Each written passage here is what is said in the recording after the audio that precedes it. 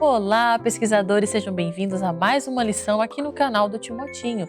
Hoje nós vamos estudar a lição de número 11 e o título é Fazendo Escolhas Sábias. A lição da semana passada nós aprendemos sobre a criação, de onde nós viemos, que nós temos duas famílias e que nós devemos estudar bastante a palavra de Deus, nós devemos estudar a ciência, para que possamos o quê? Falar só a verdade para as outras pessoas. E você só vai conseguir falar o que é certo, a verdade, se você estudar, tá bom? E o verso para memorizar diz assim, ó: essas coisas que aconteceram a eles como exemplos e foram escritas como advertência para nós, sobre quem tem chegado o fim dos tempos. 1 Coríntios, capítulo 10, verso 11. E o paripense: seu vizinho Marcos frequenta regularmente a igreja com você todos os sábados, mas é o único da família que vem. Um dia, outro amigo diz a ele: ei, você não precisa ir à igreja todo sábado, né? Como você pode ajudar Marcos a fazer a escolha certa? Como que nós podemos ajudar Marcos a tomar a decisão e entender que ele ir para a igreja é o melhor lugar onde ele possa estar? Histórias de vida da Bíblia. Cada manhã, ao acordarmos, temos de tomar decisões. O que iremos vestir, o que iremos comer, escovar os dentes não é uma decisão, tá? Você tem que escovar o dente todos os dias. O que você vai comer no café da manhã, você pode escolher. Faremos o culto só de manhã ou só à noite, ou de manhã e à noite também. Então, são várias coisas que passam pela nossa cabeça. Qual meia eu vou pôr, qual sapato, né? Será que coloco essa calça do uniforme nova, vou com a outra calça? Será que eu levo meu caderno, não levo meu caderno? Então, tem muitas dúvidas quando você acorda sobre o que você vai fazer durante o seu dia. Quando Deus nos criou, Ele também nos deu a capacidade de pensar e de escolher e de tomar decisões. Ele não nos criou como robôs. Nós temos o quê? O livre-arbítrio, a liberdade de ir e vir, de tomar decisões. Deus quer que escolhamos amá-lo e servi-lo. Para isso, nos deu sua palavra a fim de nos ensinar a como fazer as escolhas certas e sermos salvos.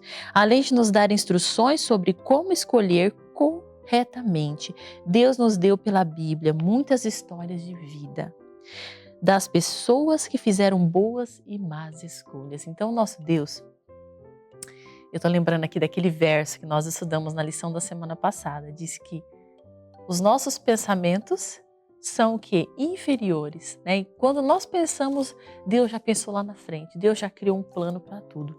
Então, quando Ele inspirou, né?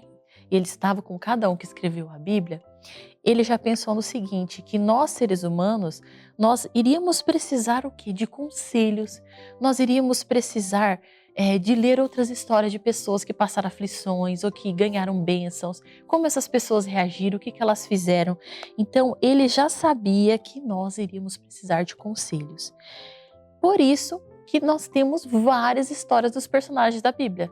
Daniel, Moisés, Jó, Ló, né, José, Adão, nós temos de Abraão. Uma biografia é uma história da vida de alguém contada ou escrita por outra pessoa.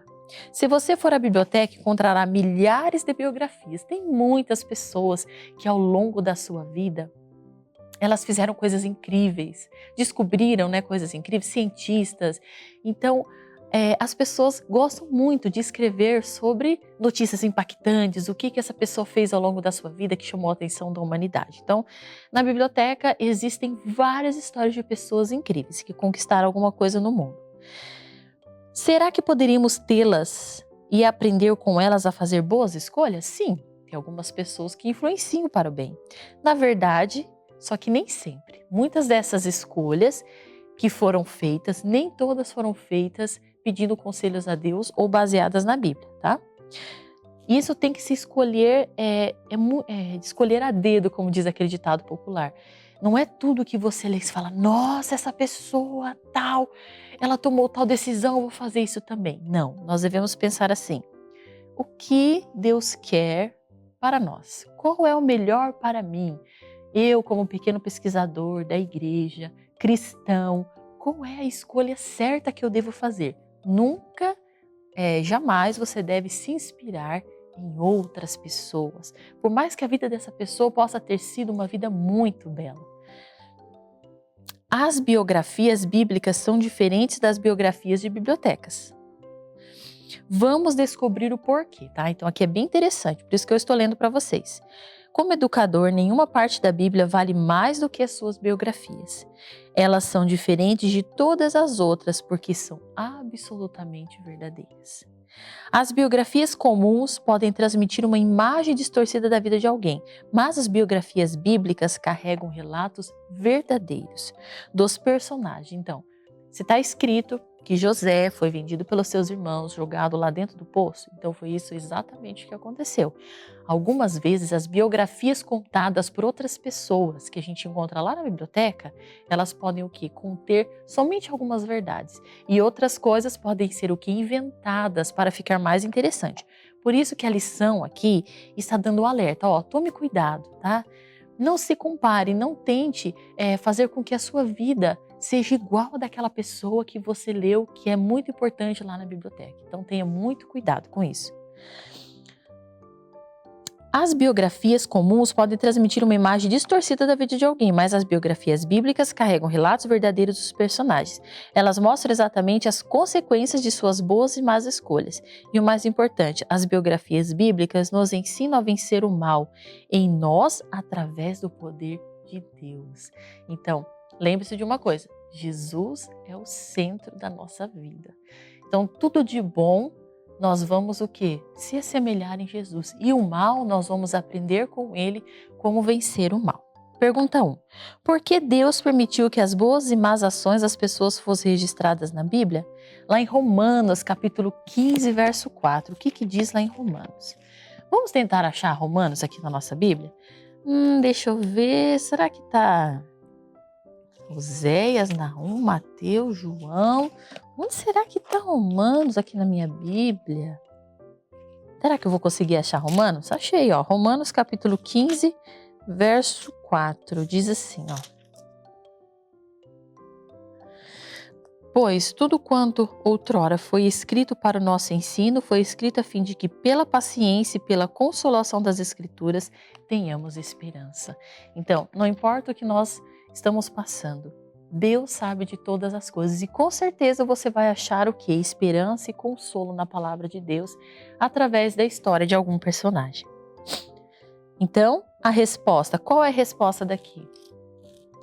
Vamos ler novamente? 15, verso 4, diz assim: a fim de que pela paciência e pela consolação das Escrituras nós tenhamos o quê? Esperança. Para que tenhamos esperança. Isso, muito bem. Vamos ler esse texto inspirado? A escrita inspirada, fiel à sua tarefa, nos fala dos pecados que derrubaram Noé, Ló, Moisés, Abraão, Davi e Salomão, e que até o forte espírito de Elias naufragou sobre a tentação durante a sua terrível prova. Se eles tivessem sido invencíveis, teriam sido mais que humanos. A nossa natureza pecaminosa se desesperaria, tentando alcançar esse ponto de excelência. Mas, a partir daqui, eu quero que vocês peguem uma caneta colorida e pintem as palavras, tá bom? Mas, vendo onde lutaram e caíram, onde se reanimaram e venceram pela graça de Deus, somos encorajados e levados a enfrentar os obstáculos que tentam nos destruir.